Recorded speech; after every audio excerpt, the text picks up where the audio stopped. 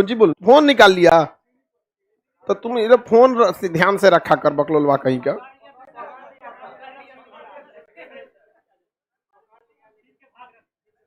मिला कि नहीं? मिल गया लड़का? कौन छीन रहा था?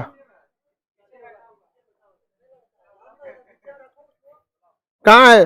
कौन लड़का इसका मोबाइल छीन रहा था? हाँ, अपने से अच्छा से खड़े हो जा बाबू। हाँ, नहीं आएगा अपने से।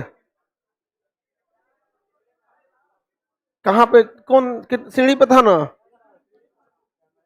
सीढ़ी पे तो कैमरा हर पूरे जगह है।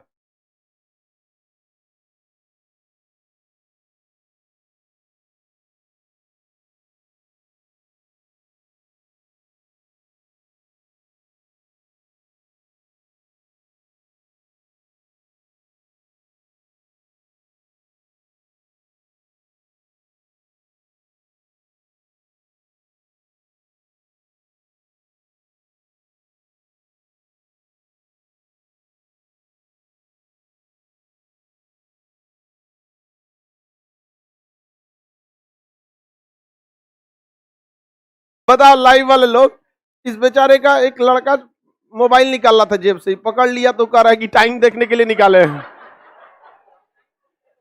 तो जान मार देगा किसी को, कहेगा किडनी चेक करने निकाले, ठीक ठीक काम कर रहा है कि नहीं।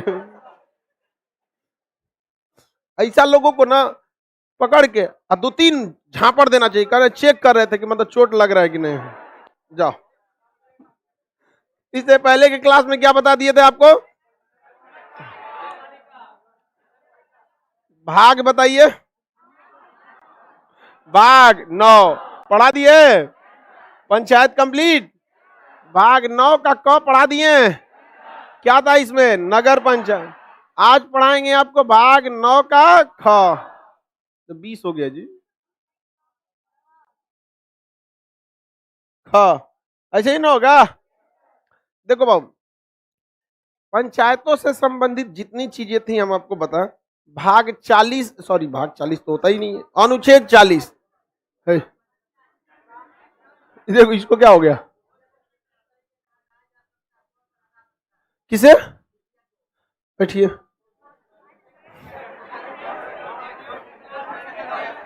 मुखिया को हटाने के लिए जो वार्ड सदस्य हैं उसमें से 1/3 सदस्य 15 दिन पूर्व लिखित सूचना जिला पंचायत अधिकारी को देंगे। इस आधार पर जिला पंचायत अधिकारी आएगा और इतने मतों को देखेगा कि उसके खिलाफ है या नहीं। यदि 2/3 मत यानी 77 लगभग 70-75% लोगों ने, वार्ड सदस्यों ने कह दिया कि इसको हटा दीजिए, तो मुखिया हट जाएगा। अदरवाइज में नहीं हटेगा क्योंकि वो इलेक्टेड पर्सन है। आपको हटाना है किसी मुखिया को? तब का इतना चाव से पूछ रहा है? कल बताए थे इसको? इसको बता दिए हैं बाबू। हाँ और पूछो यार, ये सब क्वेश्चन किस लिए पूछते हो लोग? इनका क्वेश्चन क्या है कि मुखिया आज बन गया, 10 दिन के अंदर उसको हटा सकते हैं। आपके अंदर कहां से इतना पावर आ गया कि आप हटा देंगे? मतलब आपको, आप वार्ड सदस्य हैं? गधा कहीं का। सुन इधर, मान के चलो तो 30 ठो वार्ड सदस्य हैं। अरे गधा लोग सुनो, इसको उल्टा सीधा कुछ क्वेश्चन पूछता है। 30 वार्ड सदस्य हैं, वार्ड मेंबर जो होते हैं, इसका 2/3 निकालोगे तो कितना होगा? कितना हो गया? 20। और ये 20 अगर मिल गए तो कम से कम 15 दिन की सूचना ही देनी पड़ेगी जिला पदाधिकारी। वो जिला पंचायत अधिकारी खाली थोड़ी रहता है। अब वो कितने दिन में आएगा? 10 दिन 15 दिन में, बट कम से कम कितना चाहिए? 15। तुम अकेले 20 का काम कर दोगे? और जिस मुखिया के खिलाफ 2/3 है उसको हटाने से कोई नहीं रोक सकता है। अब इसमें तुम्हारा क्वेश्चन क्या है कि कोई मुखिया बन गया, मान के चलिए 10 दिन में हटा देंगे। अब इस क्वेश्चन का हम क्या जवाब देंगे? अरे सुनो ध्यान से, 2/3 बहुमत है ना, जब मन तब हटा सकते हो, नहीं है तो नहीं हटा सकते।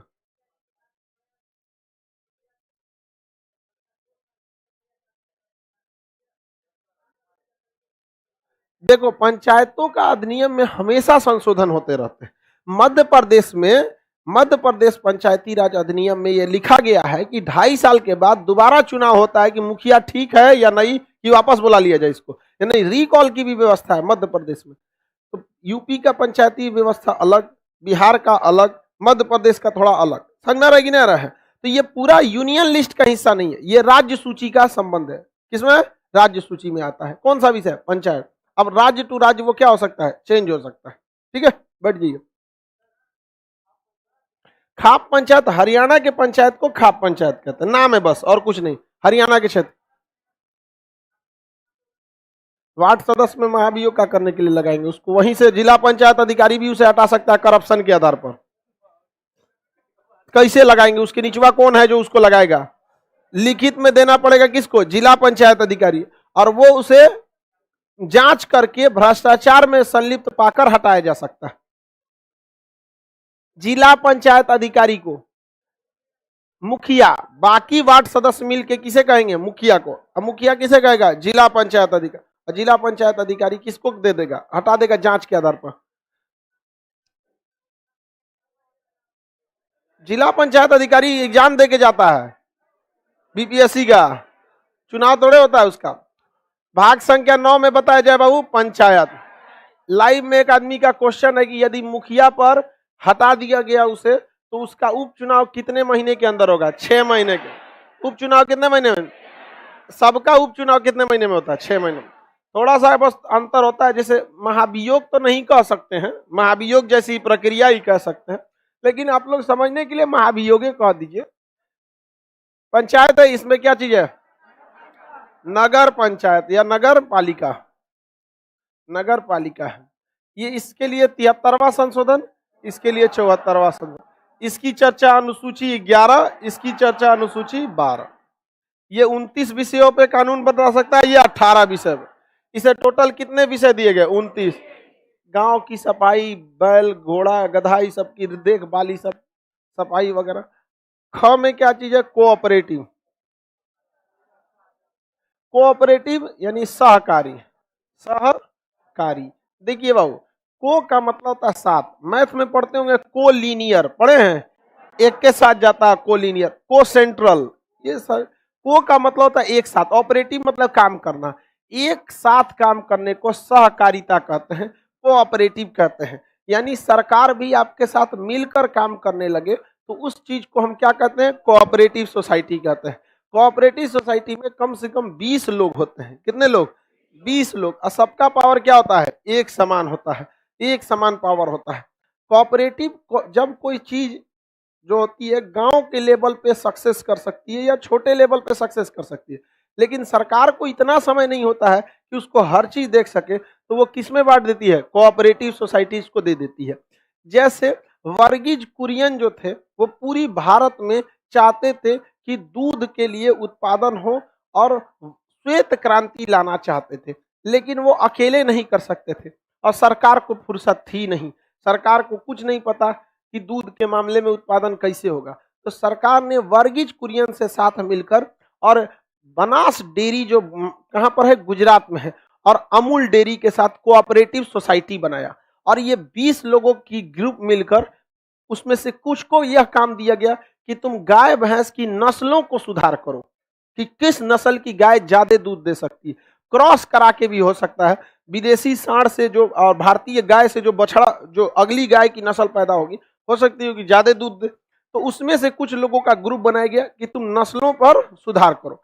उसमें से 2-4 आदमी का ग्रुप बनाया गया, उनके नीचे 100-200 किसानों को रखा गया कि आप देखिए कि किसान जो गाय खाएगी उसके चारा में किस तरह का सुधार करना चाहिए, क्योंकि चारे पे भी डिपेंड करता है कैसा खिलाइएगा कैसा नहीं। किसी को कोई दिक्कत है?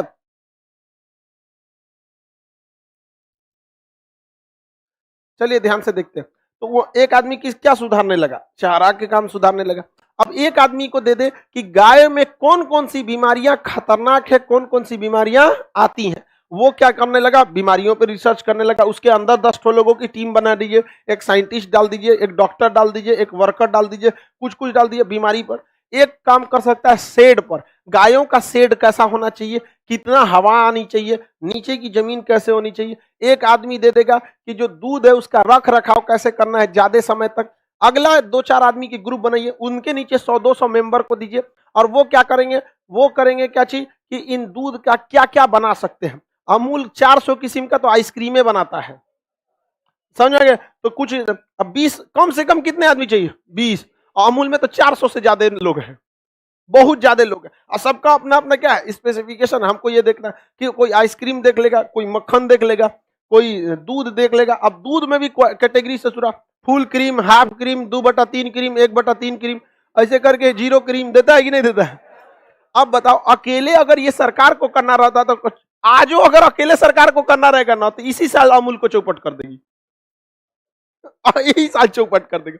और अकेले सहकारी से भी नहीं हो पाएगा, क्योंकि जब मान के चलिए सारा सहकारी टीम मिल गए, 100-200 लोगों की टीम बन गई, मेन टीम जो जो सोसाइटी के मेंबर होंगे।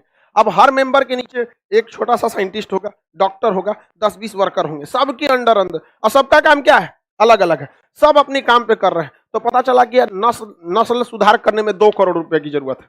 एक आदमी क्या कि हमको रिसर्च करना है कि किस तरह का शेड बनाया जाए, कितना ऊंचा होना चाहिए, एक गाय से दूसरे गाय में कितना जगह होना चाहिए। तो पूरा डाटा देखेगा ना कि गाय डेली रिकॉर्ड करेगा कि आज गाय का तबीयत मतलब क्या था, क्या फील कर रही थी, बुखार कितना था, टेम्परेचर कितना, उसमें खर्च आएंगे कि नहीं। पूरा रिसर्च करने में मान के चलिए पता चला 100 करोड़ रुपए का खर्च आ गया। कितने का, 100 करोड़। सब सोसाइटी दहले रह जाएगा, 100 करोड़ नामे सुन के बाहर हो जाएंगे। तब काम कौन आएगा, सरकार कहेगा कोई बात नहीं, हम है ना, चलो बजट निकालो जी 150 करोड़ का, 100 करोड़ दे दो इन लोग को, दिखा देना 150 करोड़ खर्चा हो गया। नहीं समझ में आया। अब बताओ, कोऑपरेटिव अच्छा काम करता है कि नहीं करता है, बेहतरीन काम करता है। आज दुनिया में अमूल देख रहे हैं, पूरी दुनिया की लीडिंग कंपनी है। सुधा डेयरी भी क्या है, कोऑपरेटिव सोसाइटी है। तो आपस में कोऑपरेटिव कर करके बहुत आगे जा सकते हैं लोग। लिज्जत पापड़ गुजरात की एक महिला है, उसने पूरे दुनिया में आज सबसे बेहतरीन पापड़ लिज्जत पापड़ है। लोग उसका नाम देख देख के कॉपी कर रहे हैं, लज्जत। अब वो क्या है, लिज्जत। छोटा साइज का आता है, इतना छोटा, उसमें जो काला वाला कौन सी डाला जाता है जी, मंगरेला, बहुत ज्यादा डाल देता है उसमें। और सबसे बेहतरीन आज ये, और किसने चालू किया, एक महिला ने चालू किया था। पूरी दुनिया में आज सबसे फेमस पापड़ कौन हो गया। हद ये हो जाता है लिज्जत पापड़। जब आप 5 स्टार होटल में खाना खाने बैठिएगा ना, तो उसमें जब लिस्ट आता है तो लिज्जत पापड़ का अलग लिस्ट रहता है। पापड़ की लिस्ट आते हैं तो रोस्टेड पापड़, ये पापड़, उसी में बोलेगा लिज्जत पापड़। मतलब सोचिए एक महिला का कितना पावर है कि एक 5 स्टार होटल में उसके लिए स्पेशल मेनू बन रहा है वहां पर। तो कोऑपरेटिव सोसाइटी बहुत आगे जा सकती है। समझ में आ गया कि नहीं आ गया। तो सरकार किसे बढ़ावा देती है, कोऑपरेटिव सोसाइटी। सर आपका मोबाइल नंबर क्या है, मतलब तुम्हारा दिमाग ठेवना में है।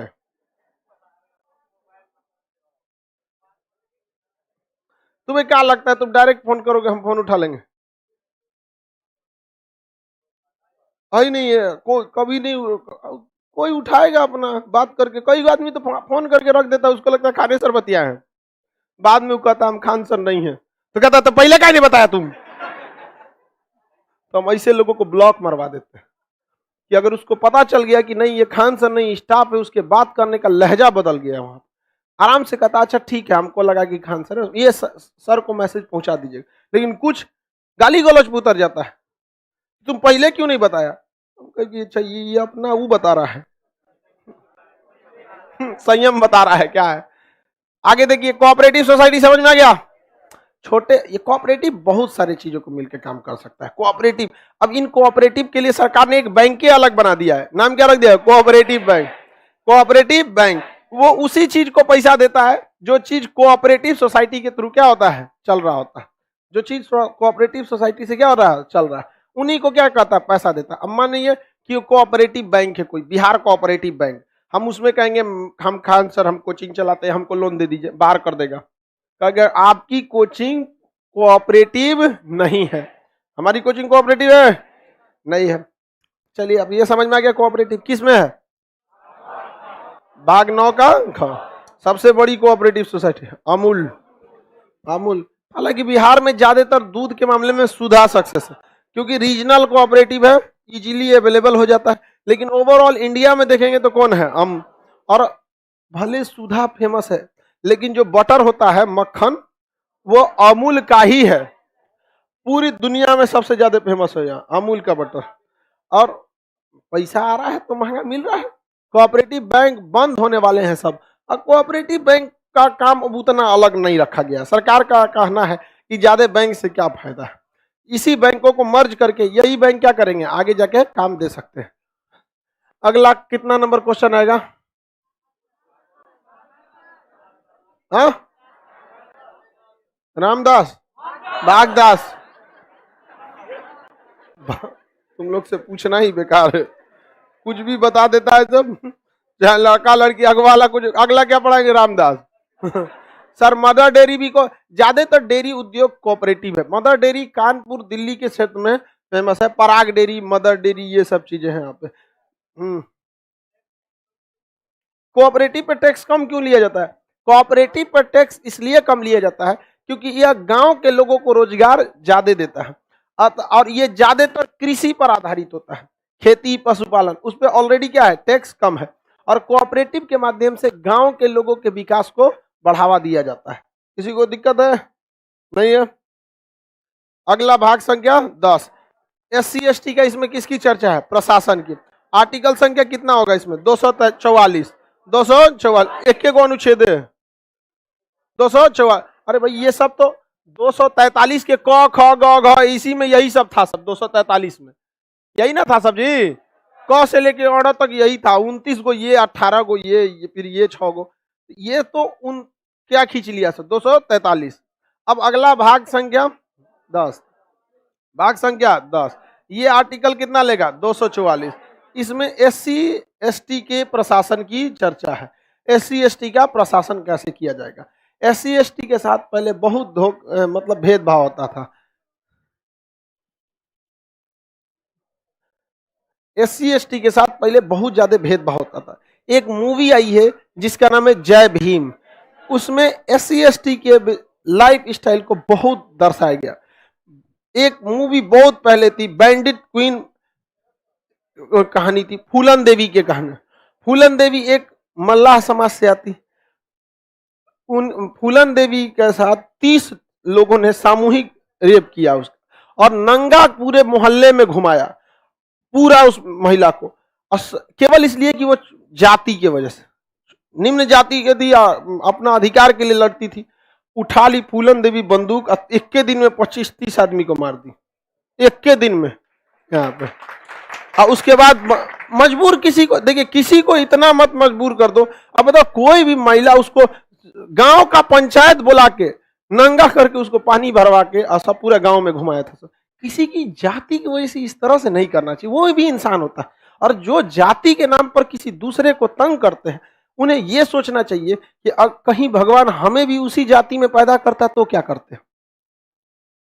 जैसे हम GS पढ़ा रहे हैं, ये हमने स्वयं अपने मेहनत से हासिल किया। कोई मैथ पढ़ा रहा है, कोई कुश्ती कर रहा है, कोई गाड़ी चला रहा है, कोई हवाई जहाज उड़ा रहा है, इसमें उस व्यक्ति की पर्सनल योग्यता है। लेकिन हम किस जाति में जन्म लिए, हम किस मजहब में जन्म लिए, इसमें हमारी कोई योगदान नहीं है। वो किस्मत के भरोसे, आंख खुला तो पता चला कि SC/ST में है कि OBC में है कि जनरल में है। इस पर क्या अहंकार करना। तो इनके लिए बहुत जरूरी था कि प्रशासनिक सुधार किया जाए। 1989 में इस SC/ST के प्रशासन के लिए एक नया अमेंडमेंट जोड़ा गया। 1989 में SC/ST एक्ट, SC/ST एक्ट, इस एक्ट के तहत कहा गया कि यदि कोई SC/ST समाज का व्यक्ति, सर कौन सी मूवी है? बैंडिट क्वीन है फूलन देवी के लिए, और जय भीम है साउथ की मूवी है, बहुत ऑस्कर के लिए नामित हो रही है। लेकिन ससुरा CBSE वाला जो बैठा है सब, इंडिया वाले को जल्दी ऑस्कर नहीं देता है सब। ऐसा मूवी को ऑस्कर देगा सब जिसमें से हीरो से ज्यादा काम रोबोट का रहेगा। हॉलीवुड में देखेंगे ना वहां पे, खैर वो उन लोग का अलग काम है। मजहब नहीं सिखाता आपस में बैर रखना। हाँ भाई नहीं सिखाता है, ये सब कहानी रह जाएगी जब तक आपको शिक्षा और संस्कार दोनों न मिलेगा। हम शिक्षा दे सकते हैं, हालांकि हमारी कोशिश रहती है संस्कार भी देने की, लेकिन सिलेबस इतना बड़ा है कि संस्कार के लिए फिर डेली थोड़ा थोड़ा आपको होम्योपैथी की तरह देते रहते हैं। समझ में आ गया कि नहीं आ गया? ज्यादातर लड़की सबको भी लड़का सबको बोलते रहते कि नहीं बोलते रहते? हाँ, ये सब चीज समझा कीजिए आप लोग। फिल्म और भी बहुत सारा फिल्में हैं, हमको ज्यादा फिल्मों का आइडिया नहीं है यार, तुम फिल्म का क्वेश्चन पूछने लगता है। क्रिकेट और फिल्म की दुनिया हम तब देखते थे जब हम आप लोग की तरह जवान हुआ करते। 2007 के बाद हम मैचें न देखें। लास्ट मूवी मेरे ख्याल से हम देखे होंगे वांटेड, तो बहुत पहले था, 12-13 साल पुराना मूवी। हॉल में हम एक मूवी देखे, क्रिस। अरे क्रिस 3 नहीं रे, 2004 या 5 में था। पहली बार हम लोग को लगा यार ये कैसा हॉल होता है, ठीक है, कहीं दूर से जरूरत नहीं, यही है रे, बस साइज में बड़ा है। SC/ST एक्ट के तहत कहा गया है कि यदि कोई SC/ST है तो वह व्यक्ति यदि थाने में अपने खिलाफ जघन्य अपराध की कंप्लेन करता है, छोटा मोटा कंप्लेन नहीं, जघन्य अपराध, जैसे धमकी देना, कॉग्निजिबल ऑफेंस है, बड़ा अपराध है, किसी को हत्या करने का प्रयास करना, उसे आत्महत्या के लिए उकसाना। अब मान के चलिए किसी व्यक्ति है, उसको एक भारत 2-4 साल पहले की एक घटना है कि एक SC/ST था बेचारा, अब ये यूपी की ये घटना है या गुजरात की हमको एग्जैक्ट याद नहीं, 4-5 साल पहले की घटना। वो अपनी बेटे की शादी में दूल्हा बनाया था बेटा को। हर बाप का शौक होता है कि अपने बेटा को दूल्हा बनाए तो धूमधाम से बना, घोड़े पे बैठा के ले जा रहा था। अमूमन सब लोग घोड़े पे ले जाते, कहाँ का, गुजरात का, राजस्थान, गुजरात, कहीं का भी हो, मैटर समझो यहाँ पे। उसमें क्या किया लोगों ने, कहा कि तुम छोटे जात का होके घोड़े पे कैसे बैठा दिया अपने बेटा को, उतार के मारा था लोगों ने उसको। ये हो गया हमारे देश में यार, अजीब। ये कितना कभी आपको लगता है कि हम लोग 21वीं सदी में जी रहे हैं? किसी व्यक्ति को अगर अपराध किया है तो कुछ भी करो यार, अपराधी अपराधी होता है, जाति कोई अपराध नहीं है, यहाँ पर कोई बड़ा बात नहीं होता है।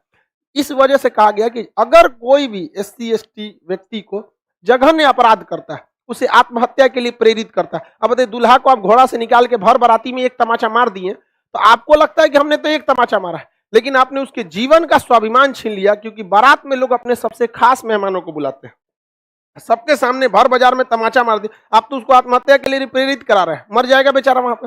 तो कोर्ट कहता है ऐसे केस में पहले गिरफ्तारी कीजिए। अगर वो आके लिखित देता है कि मेरे साथ ऐसी घटना हुई है, तो पहले आपको क्या करना है, पहले गिरफ्तार कर लीजिए, बाद में जांच करते रहिएगा कि किया है कि नहीं किया है। अब बाकी केस में क्या होता है कि हम FIR करेंगे, पुलिस जांच करेगी, जांच में पकड़ में आएगा, तब पुलिस लेकर जाएगी।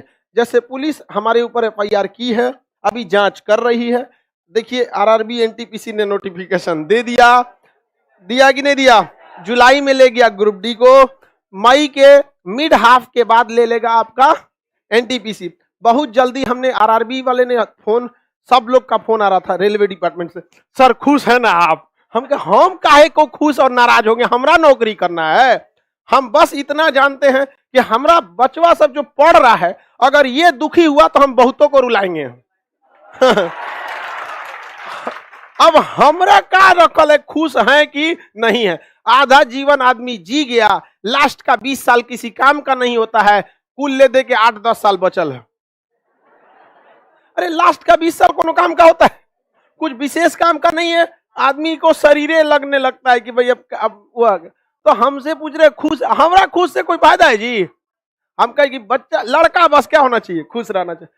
तो उन्होंने कहा मई में एग्जाम लेंगे। हम कहे सुनिए ध्यान से, अभी मई में लेंगे, मई में 30 दिन होता है, बहुत लड़का मजदूरी करता है इधर उधर। आप कोशिश कीजिए कि 10 दिन के अंदर, 15 दिन के अंदर ये डिसाइड कर दीजिए कि मई के शुरुआत में लेंगे, कि मई के बीच में लेंगे, कि मई के लास्ट में लेंगे। का मतलब कहे कि सुनो ध्यान से भैया, अगर 10 मई से पहले लेना है किसी भी डेट में, तो कह दीजिए कि मई के शुरुआत में होगा। 10 से 20 मई के बीच में लेना है तो कह दीजिए मई के बीच में होगा, और लास्ट में लेना है तो कह दीजिए मई के लास्ट में होगा। क्या गलत बोले हैं हम? कहा कि सर आप हमेशा कुछ ना कुछ कमी निकालते हैं। हम कहा आप मौका काहे देते हैं हमको? आप हम क्या बोले, गलत बोले जी? उसको आइडिया लग जाएगी नहीं। रीजन क्या है कि बहुत सारा एग्जाम है मई में, SSC है, लास्ट में दरोगा है, BPSC है, सब हो जाना चाहिए कि नहीं होना चाहिए? तो पुलिस हमारे ऊपर क्या लिखी थी, FIR, और अभी क्या कर रही है, जांच। किसी ना किसी दिन हमको उठा के लेके चल जाएगी। जिस दिन हम कुछ बड़ा काम किए ना, उस दिन हमको उठा के लेके जाएगी। ऐसा ही करके वो रखे हैं लोग, तो जानबूझ के इसी तरह से सेटिंग किया गया है। समझ में आ गया कि नहीं आ गया? तो लोगों ने कहा कि पुलिस से बात कर लीजिए, तो एगो हमको आदमी बोले, देखिए पुलिस से सस्ता पड़ेगा, आप कोर्टे से चल जाइए। तो कोर्ट से जाएगा आदमी, नहीं समझ में आ गया? तो पुलिस अभी भी जांच कर रही है कि नहीं कर रही? हमको उठा के ले गई है? नहीं। लेकिन अगर कोई SC ST का मामला रहता तो वो क्या करते, हमको सीधा उठा के लेके जाते हैं, और पहले क्या करते, जेल भेजते, एक 24 घंटा तक थाने में रख सकते हैं, अगले दिन उसका चालान काट के लिख देंगे इतना तारीख को फला सिपाही के साथ हमने भेज दिया, और कोर्ट वहां पे रिसीव कर लेगा थाना में। अब कोर्ट में बताइए कि नहीं ये गलत था, ये सही था। समझ में आ गया कि नहीं आ गया? झूठा SC ST लग जाए तो क्या करेगा? किस कानून का मिसयूज नहीं होता? किस कानून का मिसयूज नहीं होता? 1980 की दशक की आपको बात बता रहे हैं। महाराष्ट्र में एक नाबालिग लड़की का रेप हुआ था। गांव के 4-5 आदमी ने उसका रेप कर दिया। वो बेचारी गई महाराष्ट्र के पुलिस स्टेशन में कंप्लेन करने के लिए पिता के साथ। तो पुलिस वालों ने पिता को बाहर रखा और थाने के अंदर 7 पुलिस वालों ने मिलकर रेप कर दिया। मामला जब सुप्रीम कोर्ट में पहुंचा तो पुलिस केस जीत गई, ये कह के कि हमने इसके साथ जबरदस्ती किया ही नहीं, क्योंकि इसके शरीर पर कहीं चोट के निशान ही नहीं है। पूरे भयानक बवाल हुआ था भारत में। ये बताओ, थाने में बढ़िया बढ़िया आदमी के सिट्टी पिट्टी गुल हो जाती है, वो बेचारी नाबालिग लड़की है, 4 गो बंदूक रख के किया होगा सब रेप वहां पर। तब सुप्रीम कोर्ट के ऊपर इतना भयानक एलिगेशन लगा था। आजादी के पहली बार कटघरे में सुप्रीम कोर्ट को खड़ा किया गया था कि आपसे भी बड़ा एक न्यायालय है जो जनता के दिलों में राज करता है। आप फैसला दे सकते हैं लेकिन जनता के बड़े नहीं हैं। आप सर्वोपरि हो सकते हैं लेकिन भगवान नहीं है। सुप्रीम कोर्ट को भी यह सोचना पड़ा। तब संविधान में कानून बनाया गया कि किसी महिला का रेप हुआ है या नहीं, वो अपने मर्जी से शारीरिक संबंध बनाई है या जबरदस्ती, ये खुद वो महिला स्वीकार करेगी। तो आप मजबूर क्यों कर रहे हैं ऐसा कानून बनाने के लिए? आज कोई भी महिला कह देगी, अगर वो मर्जी से भी किसी का कोई शारीरिक संबंध बना, खुद कह देगी नहीं हमारे साथ जबरदस्ती, कोर्ट मान लेगा। अक्सर देखते होंगे, कहता होगा कि कोर्ट एक्स-कोर्ट में ऐसे केस आते होंगे कि हमसे मतलब शादी का आश्वासन देके हमारे साथ शारीरिक संबंध बनाया, उसके बाद इसका लाइफ सेटल हो गया तो खोज रहा है कि हमको दूसरी जगह हमसे नहीं कर शादी नहीं करना चाहता, ठोक देते हैं ऐसा कि नहीं केस यहाँ पे। तो ये होता है। तो कोर्ट ने ऐसा करने के लिए मजबूर किया, संविधान बनाने के लिए मजबूर किया। समझ में आ गया कि नहीं? तो कोर्ट हर चीज का मिसयूज होता है। ये इतना भयानक कानून 1980 के दशक में मीडिया नहीं था। समझ में आ गया कि नहीं आया? और उस समय हम लोग भी नहीं थे। आज के समय में अगर इस तरह का वर्डिक्ट सुप्रीम कोर्ट का आया ना, तो कैसे ट्रेन रोका गया है? बाकी समझदार हैं आप? नहीं समझ में आया? तू पूरा बात काहे बोलता है रे? सुप्रीम कोर्ट है, कुछ डर उसके आगे कहां जाएगा? मान के चलो जेल डाल दिया हमको, तो कहां अपील करेंगे?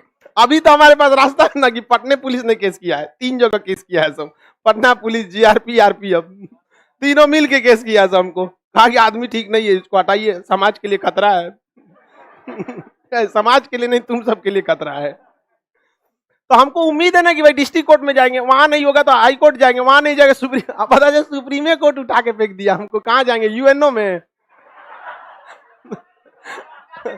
UNO तो और चौपट करेगा, अपील करेगा, हम रूस से अपील करते हैं यूक्रेन पे हमला ना कर। अरे टकला कर दिया मार के यूक्रेन को, तोरा अपील होते रह गया, नहीं हुआ। बताओ। तो इसका देखिए, इसका मिसयूज हो सकता है, इसका मिसयूज हो सकता है। तो आप मिसयूज से बचिए ना जी, मिसयूज से बचिए कि कानूने खत्म कर देंगे। अब आप कोई भी चीज बताते हैं, अब कोई कहेगा जहाज उड़ाने से पक्षियों की जान जा सकती है, तो भैया वो तब तो जहाजे मत उड़ाओ। नहीं देखते हैं, हाईवे बनाओगे तो NGT वाले कूद जाते हैं, नेशनल ग्रीन ट्रिब्यूनल। हाईवे बना रहा है, पर्यावरण को नुकसान होगा, हमारा CR इधर से उधर कैसे जाएगा? मूस मर गया, छछुन्नर को दिक्कत हो रहा है, हॉर्न मार रहे हैं, बत्तख पागल हो गया, कबूतर गिर रहा है, चमगादड़ मर गया। अरे ससुरा तू नहीं, तोरा आदमी छोड़ के सबकी चिंता है। उत्तर प्रदेश का सबसे बड़ा सड़क गंगा एक्सप्रेसवे को ये NGT वाले 5 साल तक रोक के रखे थे सब। अजब अजब बात करता है। नितिन गडकरी सबसे अच्छा इलाज करता है इन लोग का। कहता है सड़क बनेगा तो बनेगा, तो सियार घोड़ा गधा कैसे जाएगा, तो सड़कों को हाइट कर देते हैं, कहते हैं नीचे से जाए यहाँ पर। समझ में आ गया कि नहीं? ये तो और नौटंकी करके रखता है। किसी को कोई दिक्कत है? आगे बढ़ जाओ। ये SC/ST समझ में आ गया। SC/ST के प्रशासन के लिए मिसयूज हो सकता है कि नहीं हो सकता? मिसयूज से बचने की कोशिश कीजिए, आप तुरंत जांच रिपोर्ट सौंप दीजिए। मान के चलिए किसी को SC/ST के तहत पकड़े, अब आपको मिसयूज से बचना है तो कह दीजिए कि 10 दिन के अंदर जांच रिपोर्ट सौंपे, अब पुलिस आएगी जांच करेगी था या नहीं था। और वो भी हर मामले में नहीं जाता है, ये जघन्य अपराध होना चाहिए। ऐसा थोड़ी है कि थोड़ी सा मुंहा मुही हो जाएगा तो उठा के जेल डाल देगा, उसमें भी कैसा होना चाहिए, जघन्य अपराध। 307 लगना चाहिए, और 307 तभी लगता है जब आपके शरीर से खून आए या चोट आपकी हड्डी तक पहुंच जाए, तब तक 307 नहीं लगेगा। अगर किसी को मार दिए यहाँ पे ना, जैसे हड्डी तक चोट नहीं पहुंचा, 307 नहीं लगेगा। अब खून नहीं निकला तो 307 नहीं लगा। मर्डर हो गया तो 302। आत्महत्या के लिए उत्साह दिए 315। ये सब आगे पढ़ना है, आपको पढ़ाएंगे। हाँ, ये सब सेक्शन धाराएं हैं, ये सब भी आपको आगे पढ़ाएंगे। सेल्फ गोली मार देना चाहिए वैसे लोगों को, होता है। देखो भारत में कभी कभी ऐसे ऐसे अपराध हो जाते हैं, देख के आपको दिल दहल जाएगा। इस आधार पे आप पूरे भारत को जज नहीं कर सकते। समझ आ गया कि नहीं? हम लोग का भारत बहुत ज्यादा कई सारे रीति रिवाजों से मिलकर बना रहता है। ये समझ में आ गया कि नहीं आ गया? भाग 10 में किसकी चर्चा? हाँ, SC/ST का प्रशासन यहाँ पर, और यहाँ पर SC/ST के प्रशासन से रिलेटेड समझ में आ गया कि नहीं आ गया? आज भी देखिएगा गांव के क्षेत्र में बहुत ज्यादा मतलब छुआछूत ज्यादा देखने को मिलता है, अक्सर ये सारी चीजों को देखने को मिलता है, और वो धीरे धीरे खत्म हो रहा है। लेकिन जहां जितना गांव के अंदर घुसेंगे ना, जितने गांव का विकास कम होगा, शिक्षा कम होगी, वहां ये सब छुआछूत ज्यादा रहेगा। अगर छुआछूत नहीं रहता है तो संविधान में जोड़ने की क्या जरूरत थी? कहीं ना कहीं है, इसलिए तो जोड़ा गया। और जो लोग दिमाग देते हैं वो जाके सुप्रीम कोर्ट को दिमाग दे कि ये गलत है। गलत रहता तो आप बताइए सुप्रीम कोर्ट इसमें रहने देता? न्यायिक नियुक्ति आयोग पढ़ाए थे ना आपको, जजों की नियुक्ति सरकार करना चाह रही थी, खत्म कर दिया कि नहीं खत्म कर दिया? तुरंत खत्म कर दिया सुप्रीम कोर्ट। तो सुप्रीम कोर्ट खत्म कर सकती है, तो चलिए यहाँ पे भी अगर गलत लग रहा है तो जो है, देखिए हम लोग को पढ़ाना है, जो है वही पढ़ा सकते हैं। चाहे वो अब कोई कहे कि उसके हिसाब से ठीक नहीं है तो हम क्या करें भाई, तुम्हारे हिसाब से ठीक नहीं है तो। जाति की एक तरफा जो जाति लिखना होता है ना, यही तो जरा गड़बड़ टाइप का। टाइटल पे से एकाधिकार खत्म कर देना चाहिए, जिसको जो मन लिखिए। नहीं समझे? जो मन लिखिए। जैसे तुम्हारा नाम क्या है पूरा? अरे बाप रे पूरा शिव शंकर नाम है इसका तो हम लोग इसको कमजोर। तुम्हारा तबीयत ठीक हो गया? पानी चढ़ना पड़ा तुमको? बीपी डाउन हो गया? खाना पीना खाओ लोग तुम लोग। चलो बाबू अब ध्यान से समझते आगे। भाग संख्या ये समझ में आ गया? नहीं समझ में आया? अगला भाग कितना है? 11। भाग 11 245 से 263। भाग 11 245 से 263। दूसरे रंग से लिख देते। भाग कितना होगा? 11 245 से 263। इसमें असम राज्य, जहां जहां जनजातीय क्षेत्र और SC/ST वहां वहां ये सब की चर्चा है। इसमें किसकी चर्चा है? केंद्र राज्य संबंध। केंद्र राज्य संबंध क्या चीज है? केंद्र राज्य संबंध। केंद्र राज्य संबंध में हमारे संविधान में केंद्र और राज्यों के बीच में विवाद न हो, इसका बहुत सटीक व्यवस्था करके पहले ही जा चुके हैं।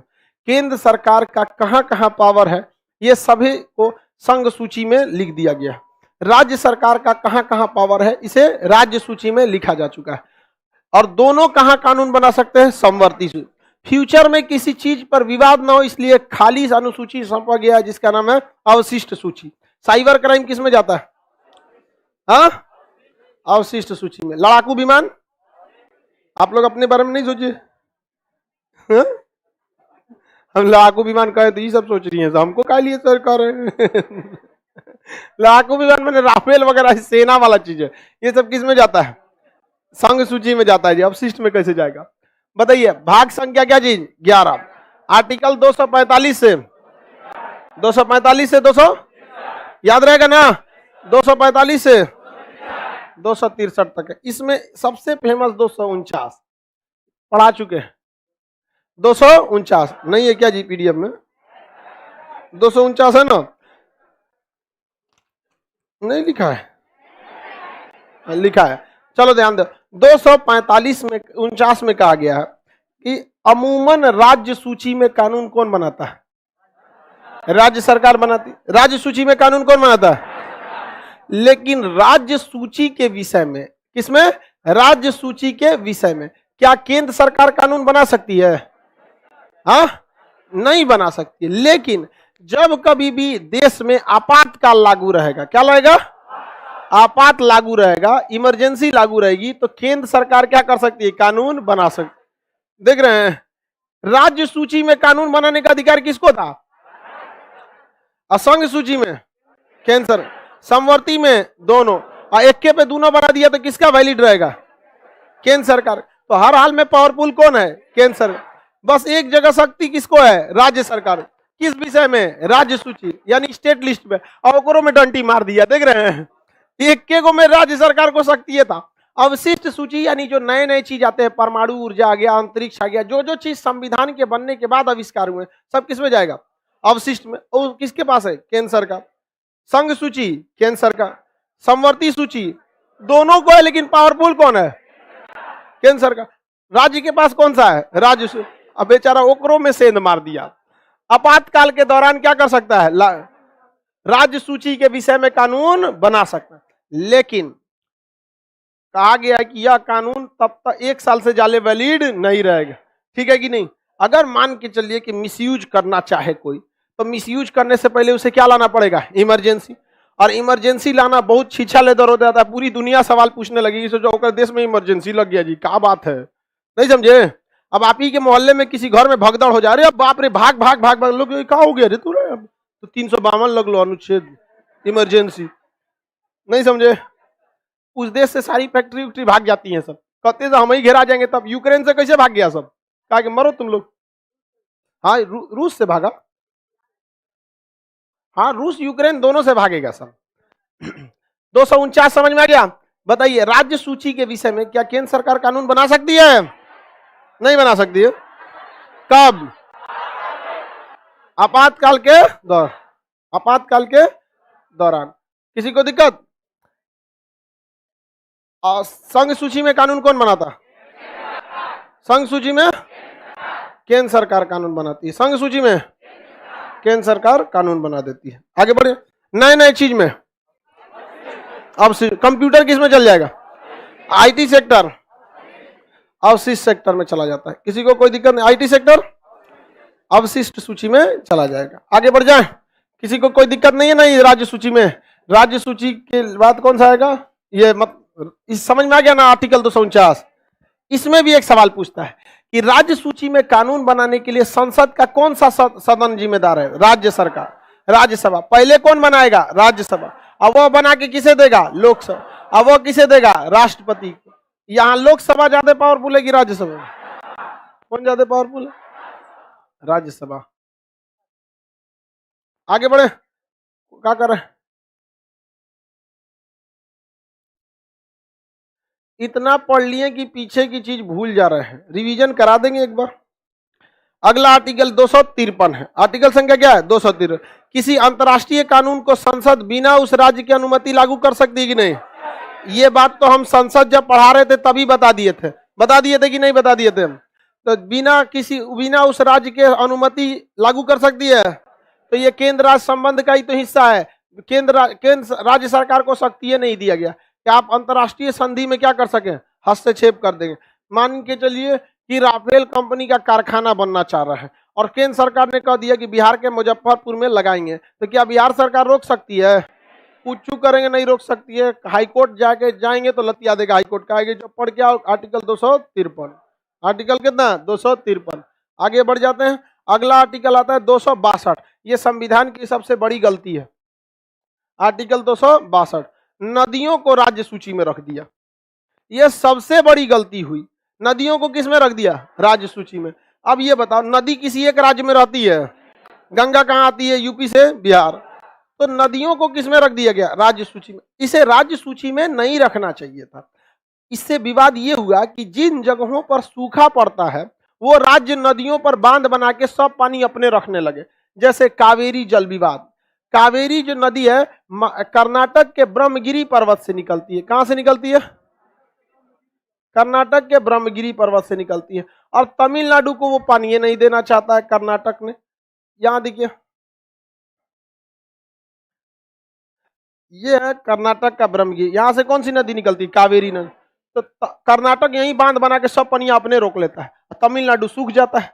इसमें से थोड़ा सा पानी ये माहे के कराईकल में नहर से भेजा जा रहा था, और थोड़ा सा ये मतलब पानी केरल में भी भेजा जा रहा था। लेकिन मुख्य विवाद किन दोनों के बीच में है? कर्नाटक और तमिलनाडु के बीच में। अब तमिलनाडु का अंग्रेजों से अच्छा संबंध था, तो इसने क्या किया? कर्नाटक, इसने अंग्रेजों से 999 साल का लीज ले लिया। कहा कि इस पर मेरा अधिकार कितने साल के लिए? 999 साल का। अब बवाल हो गया कि नहीं हो गया? इस साल का वो खत्म होगा, 1000 साल का लीज ले लिया है। कह रहा है कि हमको अंग्रेज लिख के दिए हैं। तो आप कहेंगे कि अंग्रेज का नियम भारत में क्यों, इसको रद्द कर दीजिए। नहीं कर सकते। जरा सोचिए, हम सबको हम लोग के दादा या परदादा की जमीन किसके कानून के तहत मिली थी? अंग्रेजों का। अगर हम लोग अपनी खानदानी जमीन पीछे जाना चाहेंगे तो जो हम लोग के परदादा को मिली होगी, परदादा को, वो किसके थ्रू मिली होगी? अंग्रेजों के थ्रू ही मिली होगी, उन्हीं के साइन पे मिली होगी। अगर इसको रद्द करेंगे तो सबका रद्द हो जाएगा। सरकार का एगो के सुलझाए के चक्कर में पूरा देश में बवाल हो जाएगा। सब कहेगा हम मन में नहीं करते हैं, तुम्हारा जमीन था, हम कैसे मान ले? जब उसका 999 का लीज खत्म होगा तो 4 बीघा का खत्म हो तो हाँ पूरा बवाल हो जाएगा।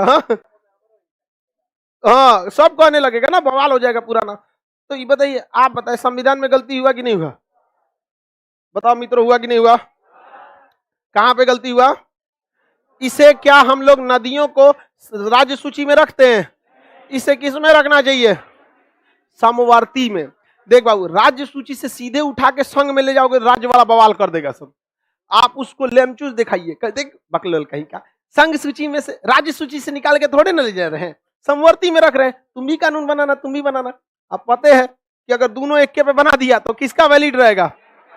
संघ वाला। तो बताओ, आप बताइए, आप इसे राज्य सूची से उठा के संघ में ले जाना चाहेंगे कि समवर्ती में? संघ में ले जाएंगे तो क्या होगा? बवाल कर दे। समझ में आ गया कि नहीं आ गया? समझ में? इसलिए हमेशा ध्यान दीजिए, सामने वाले को पता नहीं चलना चाहिए कि आप उसका उंगली पकड़ रहे हैं लेकिन निशाना गर्दन है।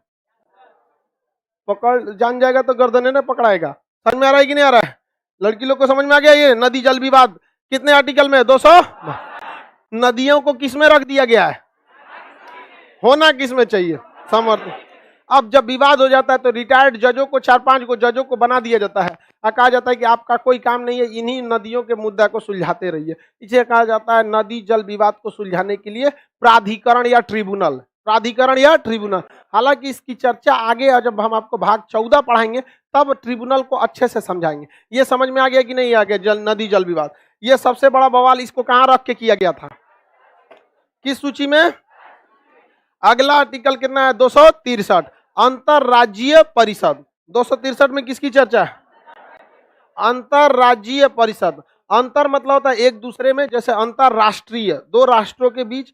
तो अंतरराज्यीय मतलब 2 राज्यों के बीच एक काउंसिल है, इंटर स्टेट काउंसिल। अंतरराज्यीय परिषद, इंटर स्टेट काउंसिल। अंतरराज्यीय परिषद का साल में 3 बार क्या होती है? बैठक होती है। इसमें राज्यों में आपसी संबंध बनाने के लिए प्रधानमंत्री की अध्यक्षता में सभी राज्यों के मुख्यमंत्री को बैठा के, प्रधानमंत्री सारे मुख्यमंत्री को बैठाते इधर, कहते हैं चालू हो जाओ, चालू हो जाओ, लड़ो लड़ो लड़ो, मतलब अपनी बात बोलो। यहाँ पे तुम अपनी बोलो। अब यहाँ से हमारे यहाँ से जाएंगे मुख्यमंत्री नीतीश कुमार, कहेंगे कि सारा शराब झारखंड से आ रहा है, इधर नेपाल से भी आ रहा है और उधरों से आ रहा है, बताइए हम क्या करें? परेशान है। अच्छा एक चीज और देखिए, अगर बिहार के अन्य राज्यों में अगर शराबबंदी हो जाएगी तो बिहार में काफी हद तक कंट्रोल ऑटोमेटिक हो जाएगा। आ तो उधरे से रहा है ना, सप्लाई तो उधर। बिहार में बनने का मामला में बहुत हद तक कंट्रोल है। जो बन रहा है वो सप्लाई नहीं कर पा रहा है, क्योंकि जो बन रहा है वही लोग पी के खत्म कर दे रहे हैं। देसिया टाइप का बनाता होगा सब वो उतना, लेकिन आ तो बाहर से रहा है, नेपाल से आ रहा है, नेपाल से आ रहा है। तो अंतरराज्यीय परिषद की साल में कितनी बैठक? अध्यक्षता कौन करता है? हाँ, प्रधानमंत्री। इसके सदस्य क्या सभी मुख्यमंत्री होते हैं? हाँ, साल में कितनी बैठक? ये बताइए, जब मुख्यमंत्री जाते होंगे, जब मुख्यमंत्री क्या होते हैं, जाते होंगे दिल्ली में, तो कहाँ स्टेशन पे 10 रुपया का प्लास्टिक बिछा के सोएंगे? और संसद में सुता रहा है। संसद में सोएंगे, कुर्सी खाली रहता है, संसद में सोएंगे। इसलिए कहा गया है कि अगर आप मुख्यमंत्री बनते हैं तो आपका बंगला तो आपके राज्य में रहेगा ही, एक बंगला आपका दिल्ली में भी रहेगा। कहाँ रहेगा? दिल्ली में। क्योंकि जब मुख्यमंत्री जाते हैं तो पूरा लाव लश्कर जाता है उनके साथ, सचिव जाएंगे, सलाहकार जाएंगे, अन्य पूरा ग्रुप जाएगा, 15-20 को जाएगा सर, एकदम यहाँ पे अजीमुशान शहंशाह। तो वहां हर राज्य का मुख्यमंत्री का एक बंगला होता है कि नहीं? हम लोग के मुख्यमंत्री का भी बंगला है, यूपी भी। हाँ, केजरीवाल का, वो तो हुए हैं ये, केजरीवाल जो है वो तो दिल्ली के ही है, तो उनको बंगला देने की क्या जरूरत है? लेकिन नियमता एक तो होता है, लेकिन जब उनको होगा कि कह देगा कि भाई ये आइए हैं, वही में एक कट्ठा और बढ़ा देगा। नहीं, एक कट्ठा बढ़ा देगा, हो गया काम खत्म है। तो दिल्ली के मुख्यमंत्री को क्या जरूरत है अलग से बंगला देने की? ऑलरेडी वहीं पे है ये। समझ में आ गया कि नहीं आ गया? तो अंतरराज्यीय परिषद एक साल में कितनी बैठक? 3 बार बैठक होती। इतना समझ में आ गया? ये हो गया भाग संख्या 11। अब हम लोग को पढ़ना है भाग संख्या 12। भाग 12, आधा संविधान खत्म कर दिए, आधा संविधान खत्म, लेकिन 70% अनुच्छेद खत्म। देखिए अनुच्छेद कितने परसेंट खत्म? 70। इसके बाद वाला जो भाग है वो बहुत छोटा छोटा है। समझ में आ गया? अब गिन के 20 दिन और क्लास है। अब अगला क्लास आप लोग का होगा होली के बाद 22 मार्च को। कितने मार्च को? 22। आप सभी लोगों को हैप्पी होली, और सब लोग होली में मनाइए ऊपर वाले से कि कोरोना मत कूद जाए, जब छुट्टी देते लो तो चलेंगे, अब निकलेंगे लोग।